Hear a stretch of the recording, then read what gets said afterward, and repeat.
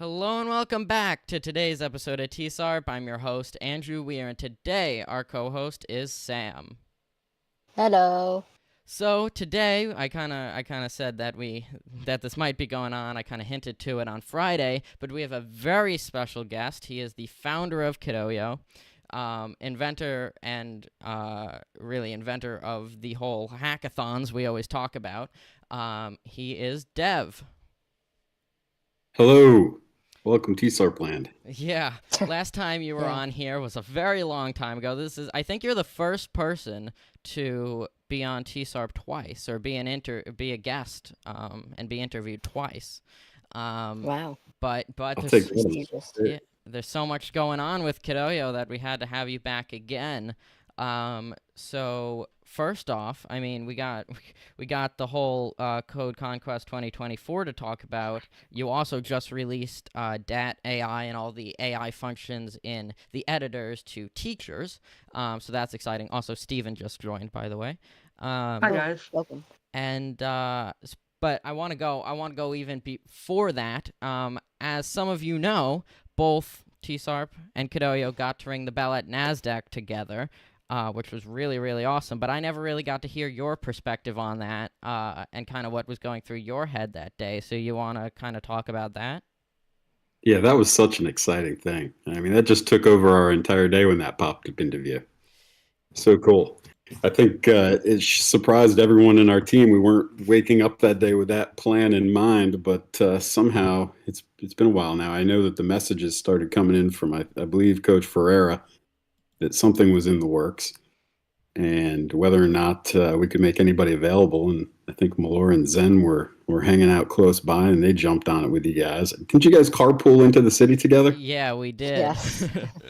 Yeah, I mean, it was truly like a ad hoc last minute thing. Everybody ran into the city and had an awesome time. And I know I watched it on TV actually. Yeah.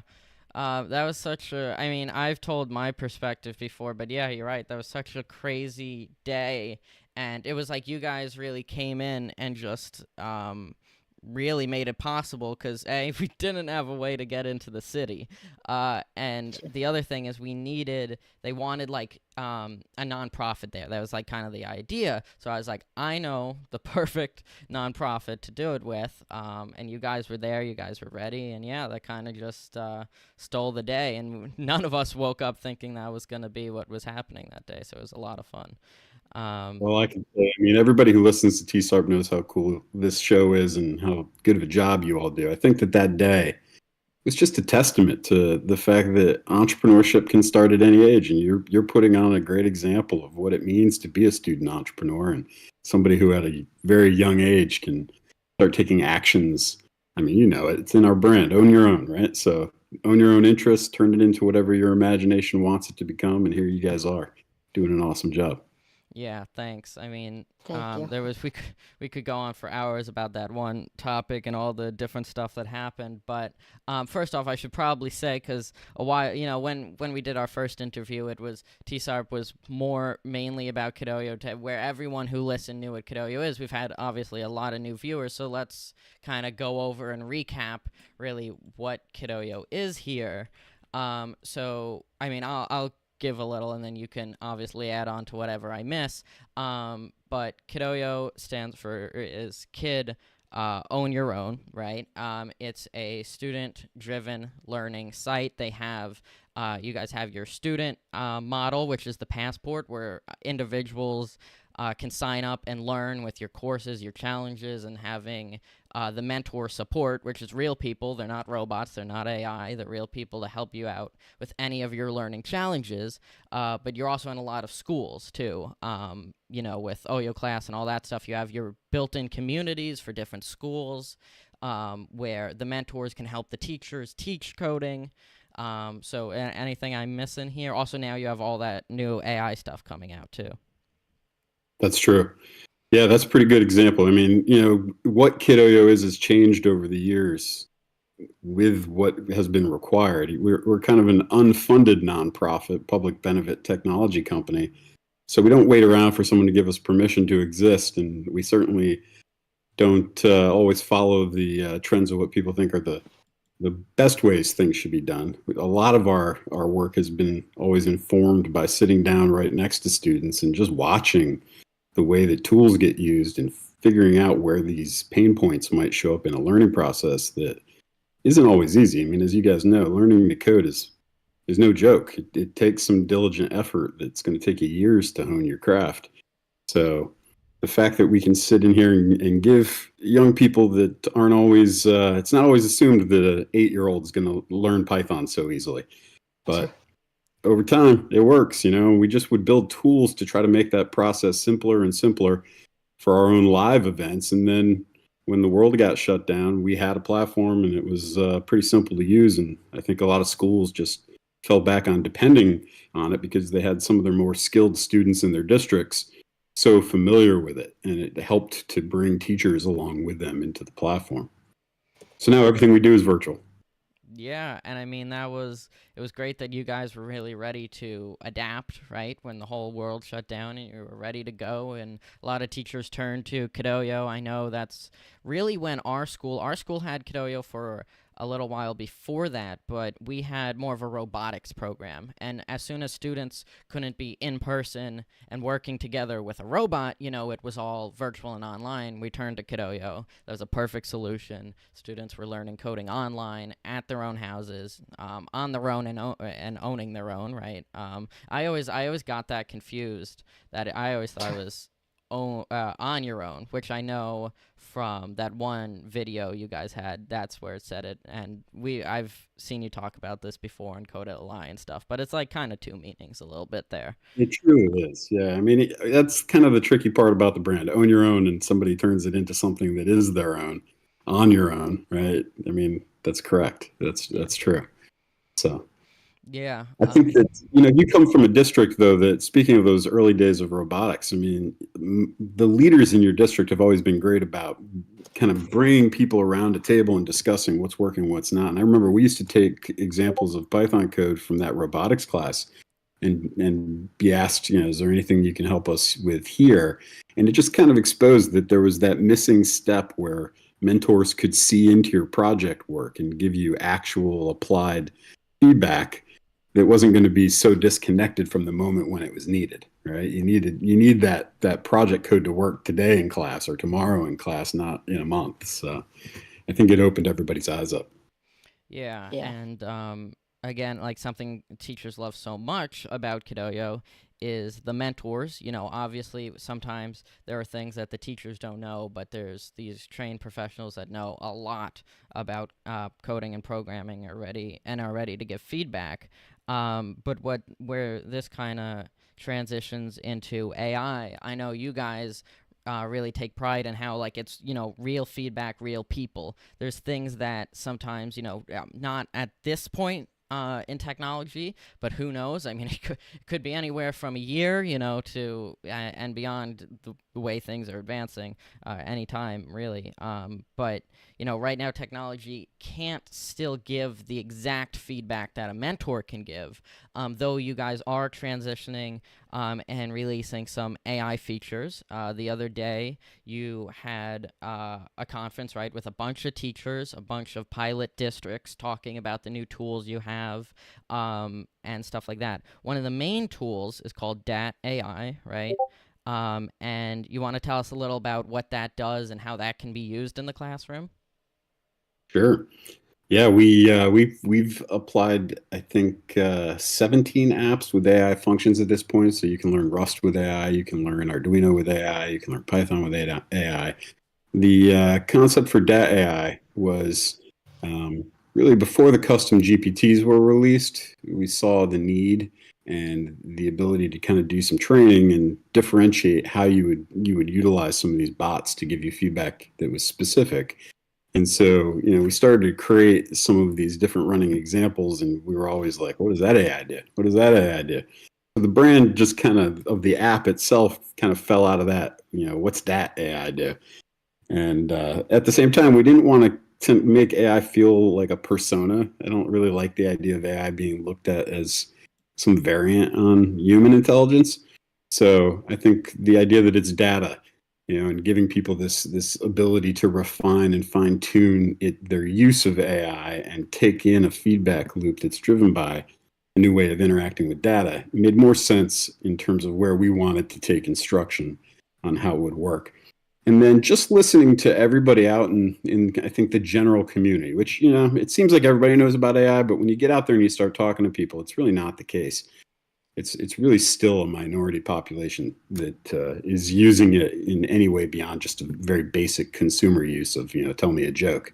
When you get into producing software and trying to use these tools that change the way that the workflow works, it's a little bit different of a process. And so we needed to kind of start to engage the fear concept, which tends to become more like a religion than anything. And we need more engineering and scientific thinking minds to approach this stuff, because while some people might be concerned that they're going to lose their jobs or it's going to replace people, that's really not where I see this going. I do believe that you can't stop change, but at the same time, what we really need is to just empower the work that people do and hopefully find work that they care about and can bring this empowered sense of work out in more colorful ways. So that's why we're going to start with teachers, and hopefully by starting with teachers, what I would like to see is the AI become a tool for learning that teachers and students can work together on figuring out how to collaborate around that concept, rather than it being adversarial intelligence, where one side uses it to do their work, the other side uses it to give answers to that work, and there's no human beings anywhere in the process. It's just one side replacing it for their work, for their job, and the other side replacing it for their learning. And when we go out there into the schools right now, it seems like it's about 95% used to just kind of cheat. Maybe that's a harsh term, but do the work for you. So I think hopefully we're going to get into a process where we can be more collaborative with that work, more intentional with the work, and expose some of the working components like the cost literacy that comes with AI and the data security and privacy need to include in how you prompt AI. And we'll see how it goes. We're going to kind of learn from everybody else's learning. Yeah. Yeah, I mean, there's... sorry, go ahead, Sam. No, go on. Okay. So yeah, I mean, AI in the classroom is something that's really being talked about, and I'm really surrounded by it and innovation with it, which is really cool to see how my school is taking on the challenge, informing teachers on how to use it. And really what I see is, KidOYO is now really at the forefront of it, making these tools for teachers to use and then slowly implementing it right.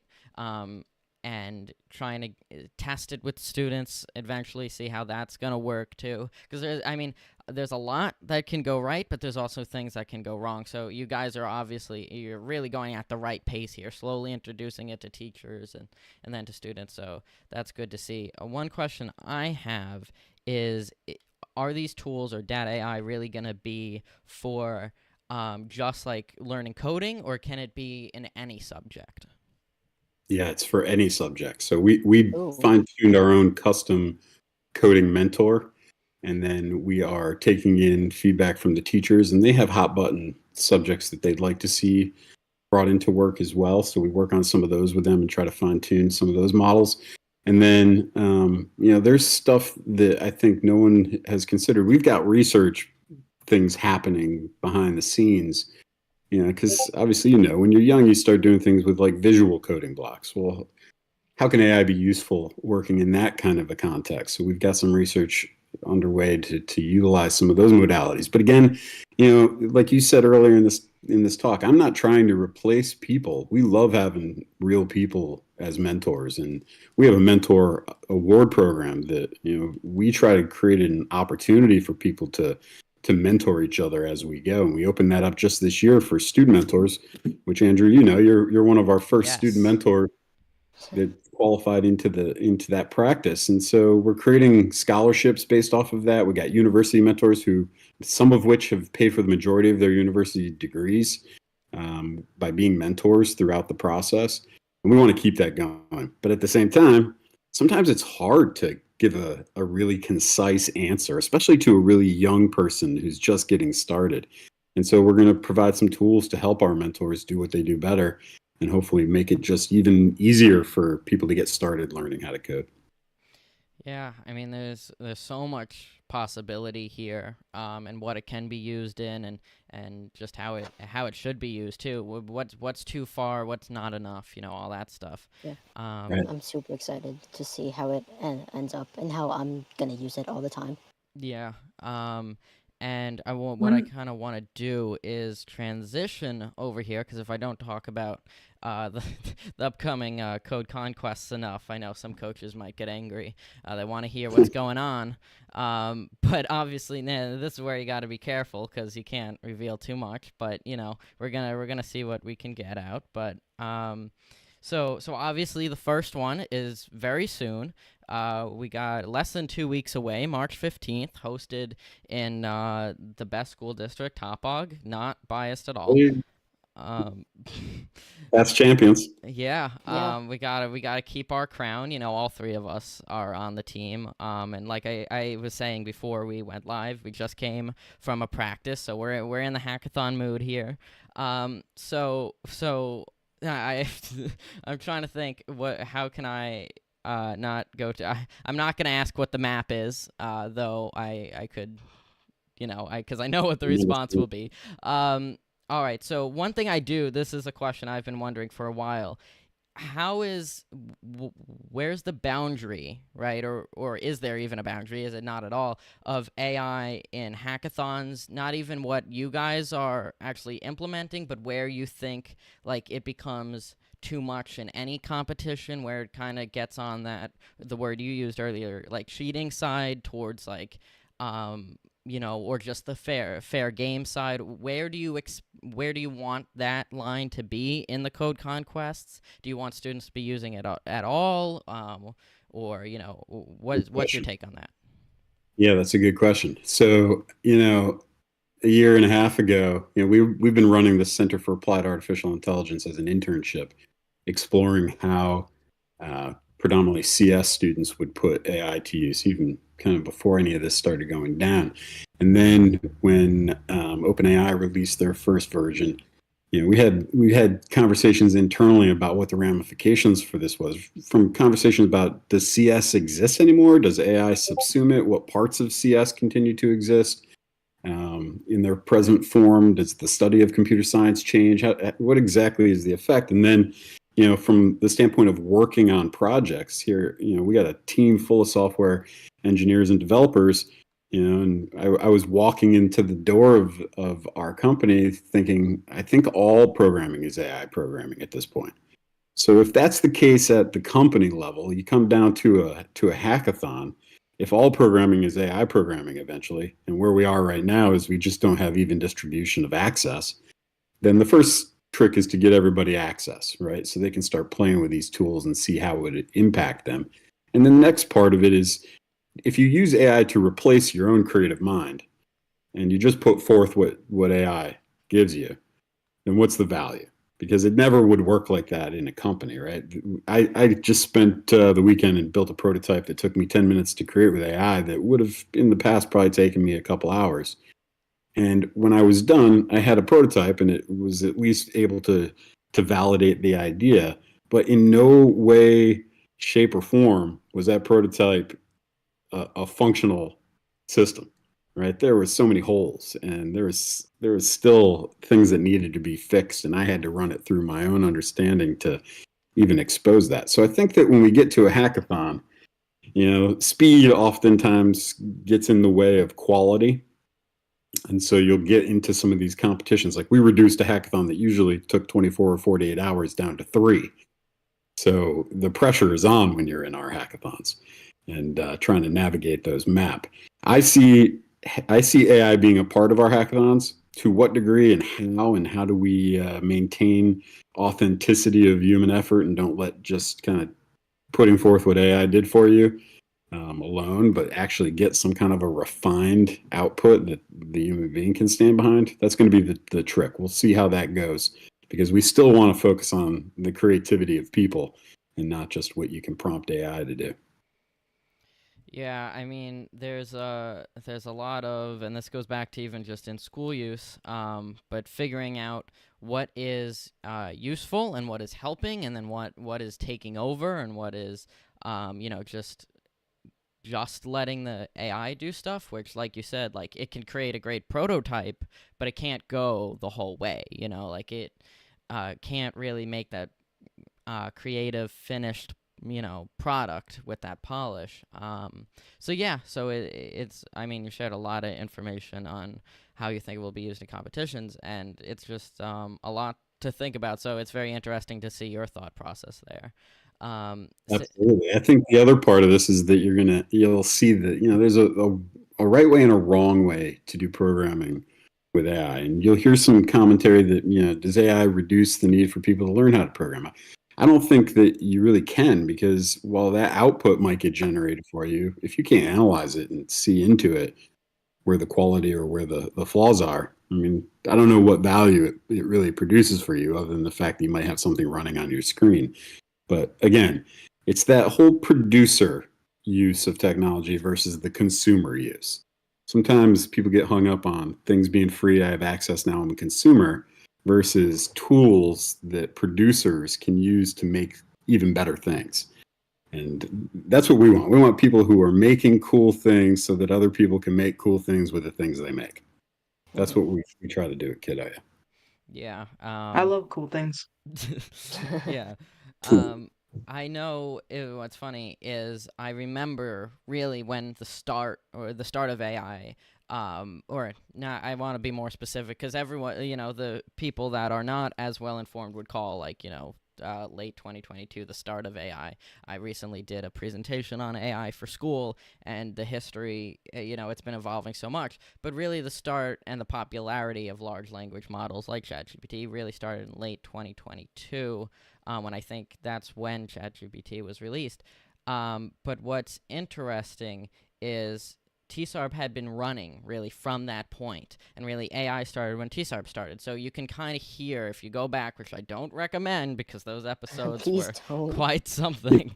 But Like they're special. you can hear our perspectives change on it, which I've never gone back, but I remember that, and that might be interesting for me to go back on.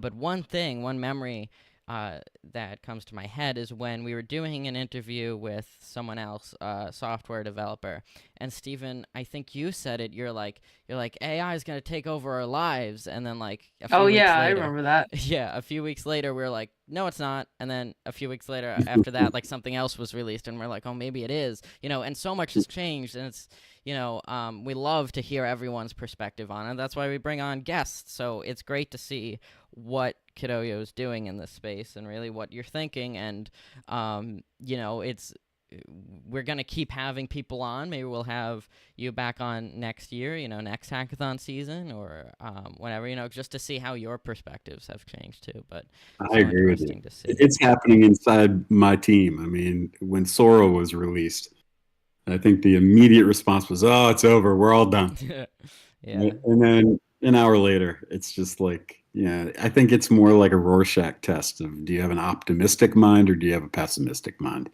It's sometimes in computer science, we spend so much time looking for problems that it becomes a fight for optimism. So I think that is where we are with AI. You can get stuck in the mud a little bit too much, seeing the effect on humanity through its present day impact, and the imagination of where this is going to go is still it's an open ended question. But I think I tend to take the more optimistic view about it. We tend to figure out our problems, and obviously having new human beings working would be a pretty big problem. Yeah. Yeah.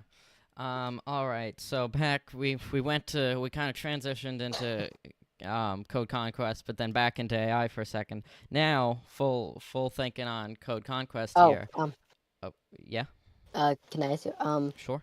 So, almost as a transition question from AI to the hackathon, is there going to be any AI used this or in the next few hackathons?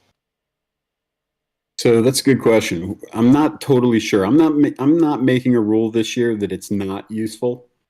Mm. I think that we're going to leave that open-ended, but I think what we're going to do instead is that if you use it, you have to disclose it. So it's similar to the way that just out in the open market, if you're going to produce imagery and you want to have some, I think people assess your work with a sense of quality and integrity, then you need to disclose the method that you've used to produce that output. I like It's that. possible Yeah. still to find cheating, but it just makes it a lot more of an easy flow. We don't want the judges to just be interrogating cheating the whole time. Yeah. Yeah, that's a very interesting way of looking at it because, like, as soon as with all the different things you've said, ideas pop into my head from all different standpoints. But, yeah, like, I think the way the code conquests are designed, which is where like different challenges are weighed on different things. Some will say, like art matters in this one, or create or gameplay matters in this one. Really then using AI for the things that are, I wouldn't say don't matter, but aren't the focus point in challenges seems like an interesting thing to do. Disclose like, oh, I made all the art myself, but some of the, text, say, was AI generated, right? Like that's an interesting way to look at something because it's taking on the strong suit of maybe yourself, but also what the challenge is looking for, while also incorporating new technology and AI. All very interesting to look into. And I when the code conquest start and when all the official documentation on stuff is out, it will be interesting to look at. But It's a similar issue to the use of open source just generally at hackathons. I've been to many hackathons, and one of my gripes over the years has always been that you'll have some projects that are put forth that are really just putting a light new skin on top of an open source project that already exists and putting that forth as though it's your own work. I mean, that's in a similar sense, that's what sometimes I think AI use becomes, where it's a replacement for open source in some ways, and knowing how to do that, it just makes it even easier to misrepresent work as your own that isn't your own. So, you know, ethics is a hard thing, and integrity amongst people is always a hard thing. But in our hackathons, it's voluntary, right? We want everybody to bring an ethical compass to the table, and we want you to act with integrity because we're here to have fun above all else. It's not just about winning, right? We're trying to just have a great day with our peers and with our coaches and our teachers. And so hopefully people will just keep adhering to that. We have not had any real problems over there. I think this is our 6th annual season. So, we'll see. I mean, AI always can be used wrong, just like anything can be used wrong. But I think generally people bring the right spirit to the competitions. Hmm. yeah. And TSARP is set up. We're streaming at, I believe, 2 as TSARP, and then 1 we're gonna help out with the live stream. So Awesome. I'm trying to get us involved as much as we can to be there and really see. Because I mean, not even you're not even competing, the spirit of the competition is just so much fun, and you really feel it. And it's great to be in the room with all the students and just going and learn, applying their knowledge. And it's such a fun competition to just be around, even if you're not competing in it. So yeah, so kind of back on the topic of the hackathons themselves. Is there, you can't really say too much, but are there any new kind of things that might be thrown in? You don't even need to. I mean, you can't really even specify, but like Well, I'll give you this. But if you I'll want, give you you this. can. We got ourselves, when we first created Code Conquest, it came off of a prototype. And I think I flashed this in KidOYO before. Lord Whitebear was our prototype creator. And then we started running some test events at Stony Brook University on campus. And before we even had an app, we would just do it with a whiteboard and see how the event would run. And then we started to build our first applications. And some of the students would build applications and introduce different concepts to it. And we tested it all out. And it always had a similar kind of feel. It was originally based off the concept of the board game Risk. So you would have a map and you would have territories, and your goal was to conquer the map. And then last year we had Lord Whitebear competing on one of the high school teams. So we had to kick him out of all of our planning, and not let him know anything about any of the competitions that were taking place. We couldn't flash him any of the themes or any of that stuff. And so our team used that as an opportunity to, I think, take some chances, take some risks with map designs, and we went down some non-traditional directions. Well, now Lord White Bear has graduated and is a full-time employee with KidOYO and works on multiple subjects. But one of the things he's taken back is control of code conquest. And so I think his stamp is going to be felt on all the maps, and so you can infer from that what you might. We're going back to the drawing board, back to our roots, and we'll see all new maps, but we'll see what everybody thinks as a result of that move. All right. I think that, you gave us the perfect amount of info there without giving too much. But I'm glad you mentioned that because I had something here that I wanted to mention, but I almost forgot. So Lord White Bear has made a bunch of maps over the years. I even remember that back in sixth grade, which was 2 years ago for us, well, our skirmish map, right, was I believe made by Lord White Bear. That was a fun map. Obviously, he's had influence Wait, on was that all. Mongolian? Or Yeah, I think it something? was. Mongolian one of those. conquest. Yeah, I think it was Yeah. something like that. And then obviously he's had influence on a ton of other maps too. But one that I believe he made all by himself, and that like the whole idea too was gonna be the one that was gonna run during summer. But we never Yeah, got to compete in that, I know. sadly. We woke up that day. We were all very excited, but then we read the notice and it was canceled. Always I had to frustrating. cancel my vacation. Yeah, I know that's the hard thing about organizing this. We just had two kids drop out at the last minute for the exact same reason they just got pulled on their vacation. So, but you know what? From my perspective, I needed to pull him back into the map making game anyways. So at least I got a victory out of the deal because I put him to work. And even though we didn't get to run that event, which was kind of a downer, but that's what's been tricky. Yeah. It's hard to organize these things fully virtual. We ran all of our hackathons live, and before the COVID shutdown, that was our last live hackathon. Then we went fully virtual for a few years. Now we're back as a combination live. All the teams get together in presence. All the judges are virtual. I'm virtual running things and trying to, we're all managing if any problems occur. And so I think we have found a best scenario for everybody involved because I think everybody loves being together in Yeah. presence Yeah. on site.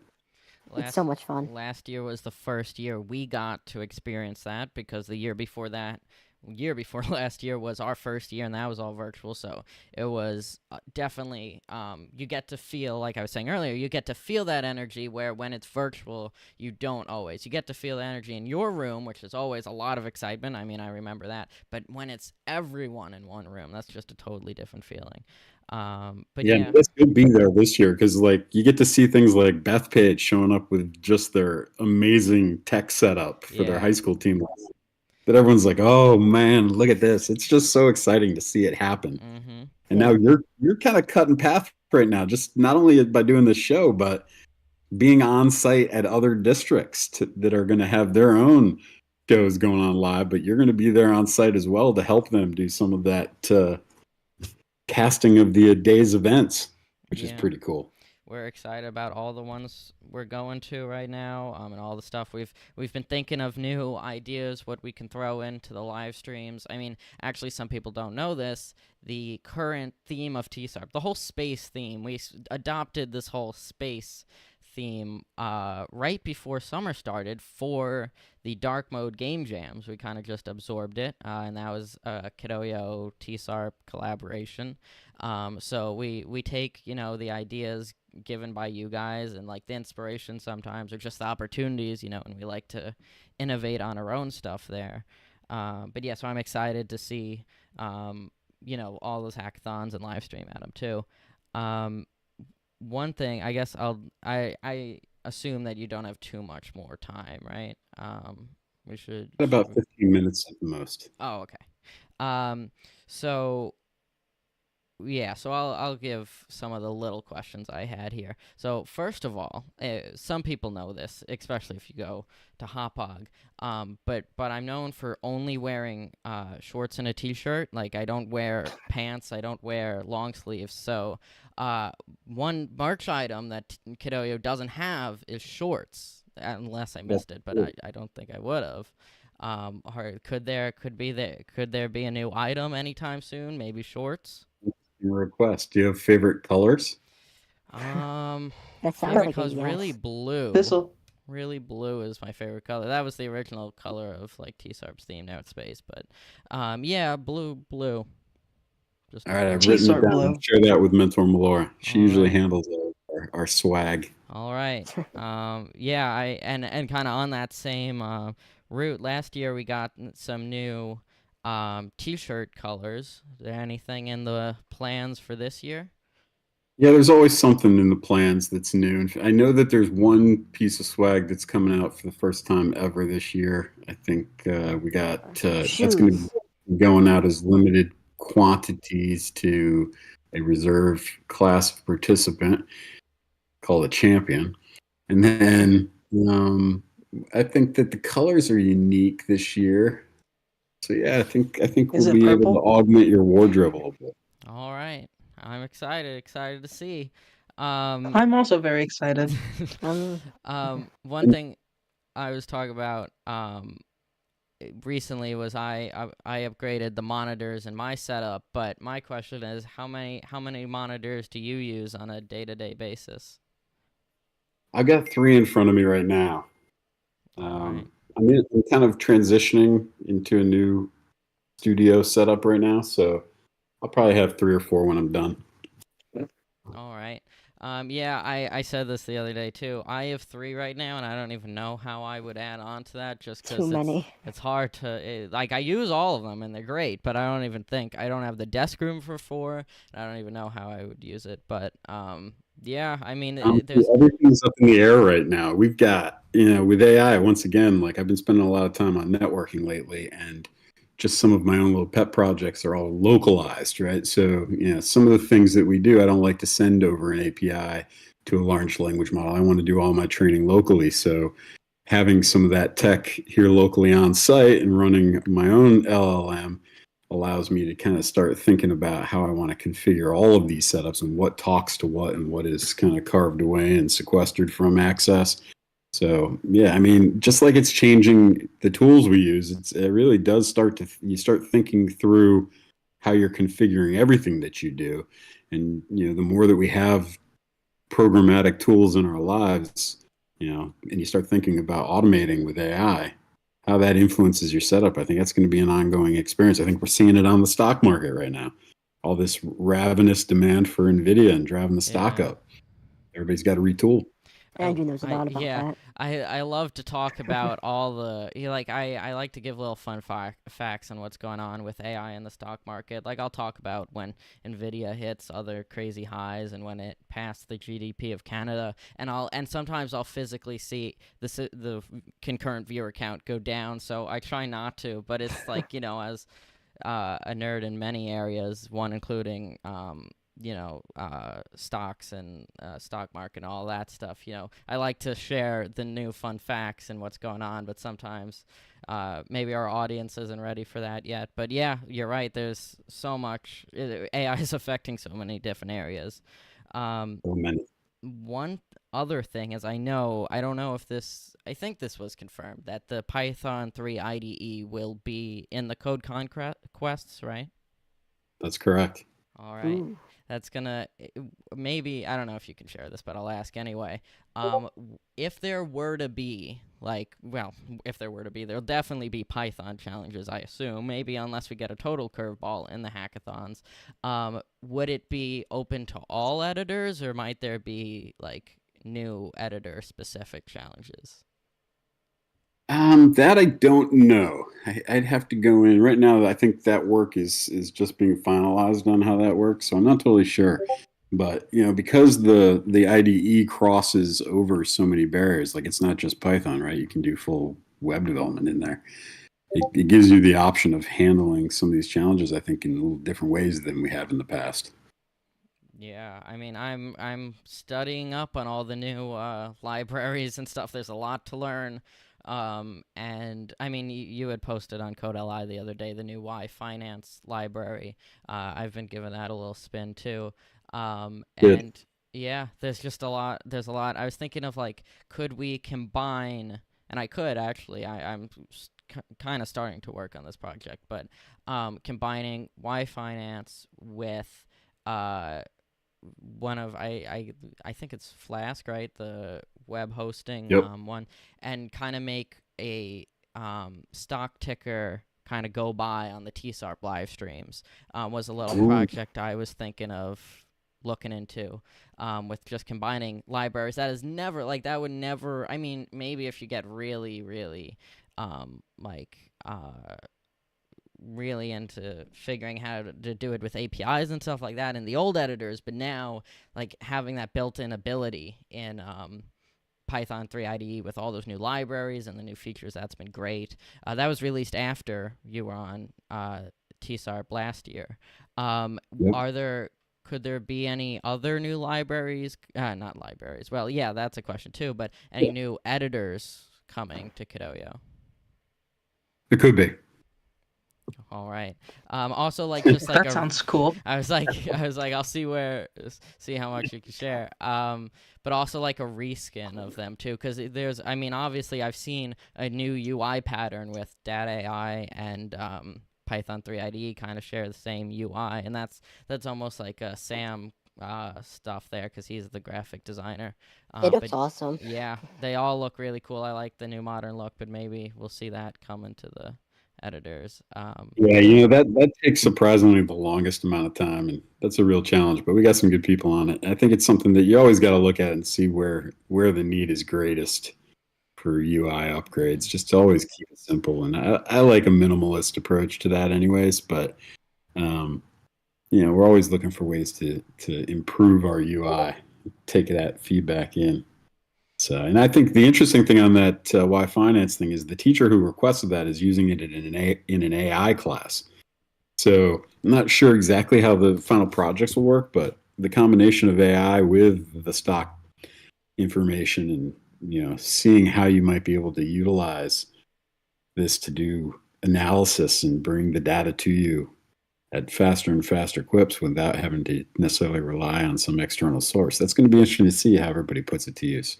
We're already thinking game types that you could be doing with it. Yeah, there's a lot of things I've been thinking of, or a while ago I was kind of starting and processing in like Python Mini, maybe like a year ago on like a fake stock simulator. But I believe I haven't looked into it too much, but you can get some historical data from Y Finance, so like maybe not so fake, but like still simulated, but from data from like years past and stuff like that. So.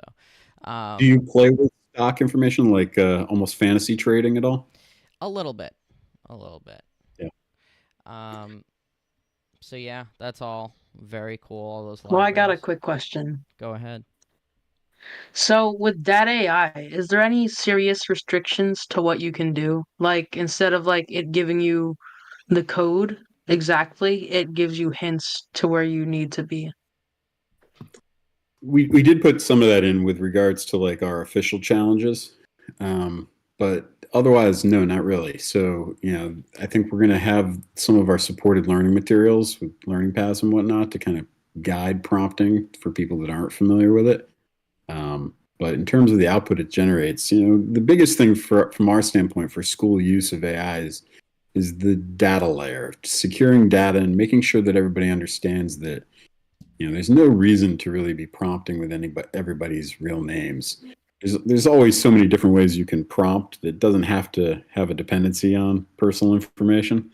So we're going to try to get everybody to kind of understand why it's important to secure their information while they're working with AI. And then the cost literacy, because all of these models compute cost with tokens.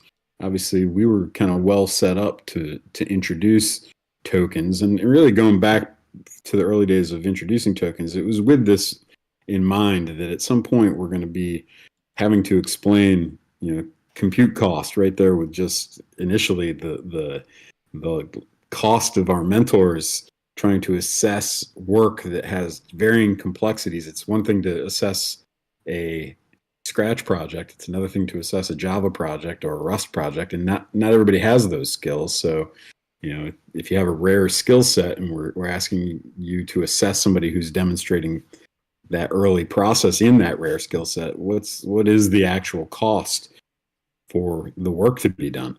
And so we've got this model now. Obviously, tokens have been used at OpenAI. They're being used by the large language models. So now we're going to introduce that cost literacy aspect to students and teachers and see what kind of feedback loops that presents. But I think that all the schools that have seen it, I think they immediately are like, oh, this is great, because for most people, they think that everything's free and they don't understand, there's energy consequences, there's operating costs, there's things that really should be considered with the choices we make about how we compute, but it's not necessarily so easy to see. So now it's right there in front of you, and you can kind of assess your own use of the technology and say, was this worth it?